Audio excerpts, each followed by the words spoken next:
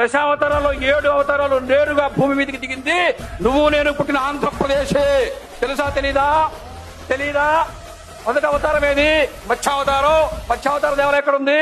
నాగలాపురం ఎక్కడుంది? ఆంధ్రప్రదేశ్. రెండో అవతారం ఏది? కూర్మావతారం శ్రీకుర్మం ఎక్కడుంది? ఆంధ్రప్రదేశ్. మూడో అవతారం ఏది? వరాహ అవతారం వరాహ క్షేత్రం ఏది? తిరుమల ఎక్కడుంది? చెప్పండి. ఆంధ్రప్రదేశ్. వరాహావతారం తర్వాత నరసింహావతారం ఎక్కడుంది? మహానంది ఎక్కడుంది? ఆంధ్రప్రదేశ్.